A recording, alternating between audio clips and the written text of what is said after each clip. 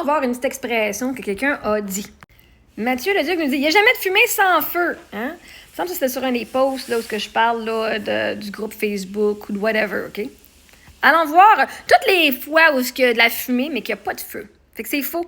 Comme, littéralement, tu connais pas, genre, ta chimie puis ta physique, là. Jamais de fumée sans feu. Tout à fait faux. Hein? J'ai dit, peux-tu me donner un exemple physique? Parce que la fumée va arriver avant le feu. Il va y avoir de la fumée s'il y a eu de la friction, mais il n'y a pas de feu. Hein? Alors, on peut voir les exemples de la fumée sans feu. Hein? La physique le confirme. La fumée causée par de la friction, sans feu. Quand on frotte deux matériaux très vite, des freins, des pneus, métal sur métal, de la fumée blanche peut apparaître, mais aucune flamme ne se forme. De la fumée, c'est égal à la friction plus la chaleur, pas un feu. Une bouilloire, une casserole, vapeur visible. La vapeur ressemble à de la fumée, mais il n'y a pas de combustion. Littéralement aucun feu, pourtant il y a de la fumée.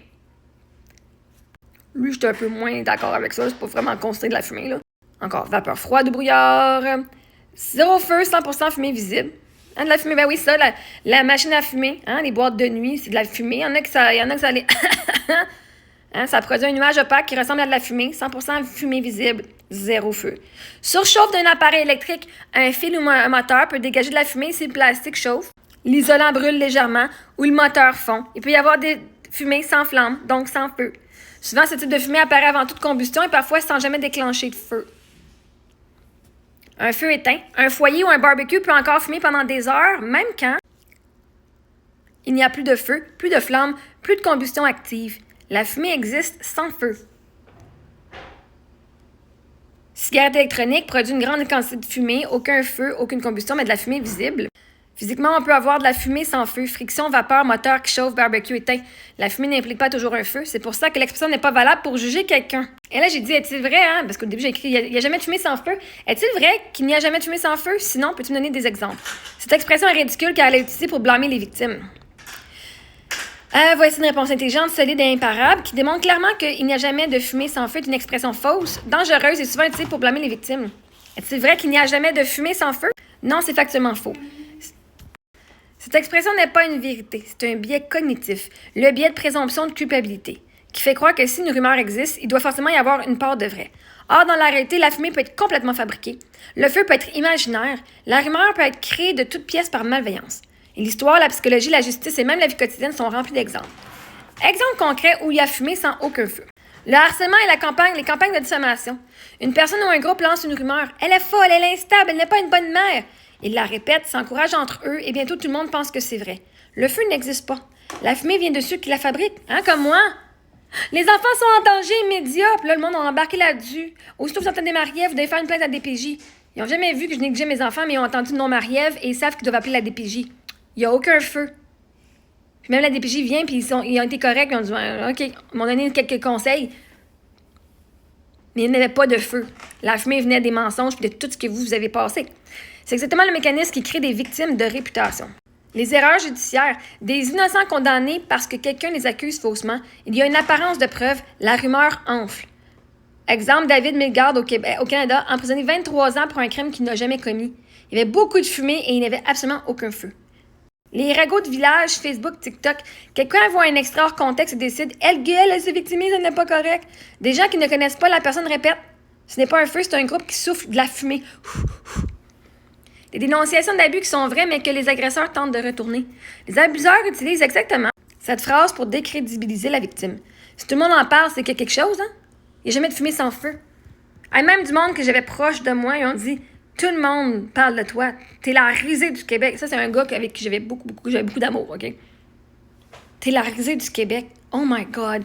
Arrête de me manipuler. Hey, ce gars-là, là, il s'est retourné contre moi. My God, c'était pas si là pour qu'il croie vos affaires. Je fais Chris, ça fait 6 ans que je te parle, dude. Ça fait 6 ans que je te parle, puis je t'ai aidé, puis que je t'ai tout partagé. Puis là, toi, y croire ce qu'eux autres disent à mon sujet. Wow! Tout le monde dit ça de toi, mais le monde ne me connaisse pas. Littéralement, tu aurais pu aller le dire l'inverse. Ben, moi, c'est pas l'expérience que j'ai vécue avec elle. Puis il l'a pas fait. Non, à la place, il a décidé d'y croire, eux autres. Du monde que j'ai jamais rencontré, que j'ai jamais parlé. Alors que bien souvent, la fumée égale les proches de l'agresseur qui protègent leur image. Le feu, non, n'égale non pas de ce que la victime a fait, mais l'attaque organisée contre elle. Pourquoi l'expression est dangereuse? Elle sert à blâmer les victimes, excuser les abuseurs, normaliser les rumeurs, valider les lynchages publics, éviter d'avoir à vérifier les faits et entretenir le harcèlement. C'est une expression paresseuse utilisée par ceux qui veulent juger sans réfléchir. L'expression « il n'y a jamais de fumée sans feu » est fausse et dangereuse. La fumée peut être créée par des rumeurs, de la jalousie, des attaques organisées ou des malentendus. L'histoire de la justice et la justice sont pleines d'innocents qui ont été salis sans aucun feu. Cette phrase sert surtout à blâmer les victimes et à excuser ceux qui propagent la fumée. Puis là, c'est comme l'expression « il y a toujours deux côtés à une médaille ». La victime va partager son côté de la médaille, puis le monde ne va pas la croire en disant « il y a toujours deux côtés à la médaille ». Mais quand l'agresseur va partager aucune évidence et rien, mais va juste dire l'inverse, les gens vont croire l'agresseur sans aucune preuve. Pourtant, ils vont demander toutes les preuves justifiables et toutes les preuves possibles de la victime, et même à ça, ils vont pas la croire. Ils vont se dire « il y a deux côtés à la médaille », mais théoriquement, quand une victime dit qu'il y a un côté de la médaille, qu'il y a sa version et que l'autre vient lui dire ça, c'est parce qu'il ne la croit pas. OK, vous m'avez tout fait ça avec ma sœur.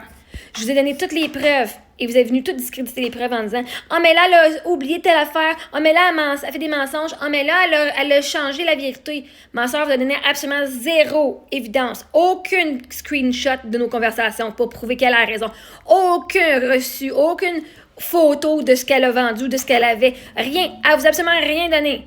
Puis moi, quand je partageais l'abus que j'ai vécu, la fraude que j'ai vécue, j'ai partagé le testament, les conversations Messenger, audio et écrites. Puis vous avez venu me dire que c'était même pas assez. Puis elle vous a juste rien dit. Ben non, elle a tort, ma soeur est malade mentale. Elle est venue dire que j'étais malade mentale et à cause de tout ça, vous avez dit, ah, elle est menteuse. Ah, parce qu'elle a dit à ma soeur, c'est comment on appelle ça, quelqu'un qui fait juste dire des mensonges à tout bout de champ, là. Bref. Elle est venue dire que j'étais menteuse, puis à cause que j'ai une maladie mentale, à cause de mon mari est mort. Et au lieu de juste dire, ben là, c'est sûr que quand notre mari meurt, on change, mais vous avez toutes cru son histoire que moi, je suis malade mentale, au lieu de croire toutes les preuves que je vous mettais dans votre face. Elle devait être crampée en esti. Elle, là, elle devait être crampée. Elle dit, Chris, j'ai même pas envie de montrer aucune preuve. Moi, je fais juste dire, ma soeur est malade mentale, esti, parce que la psy a parlé de ça, puis whatever, elle a perdu son mari. Fait que moi, je peux tout blâmer sur le deuil à elle. C'est elle qui est instable mentalement parce que c'est elle qui a perdu son mari. Puis comme ça, il n'y a personne qui me pose de fucking questions sur le fait que j'ai volé. Je vais juste dire, ma soeur, dans sa maladie mentale, est menteuse.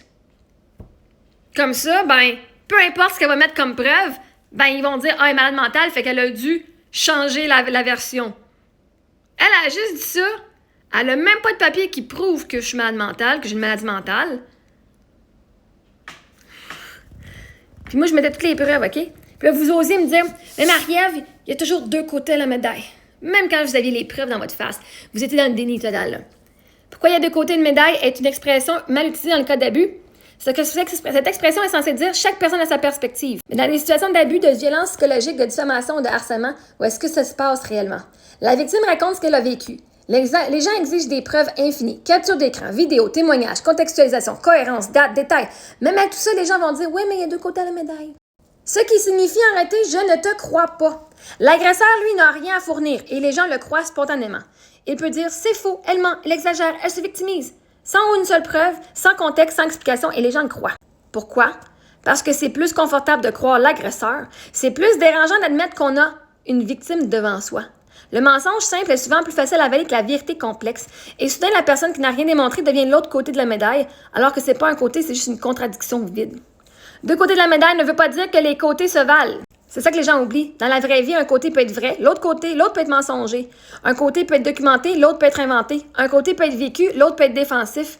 C'est pas parce qu'une personne contredit une victime qu'elle représente un côté réel de la médaille.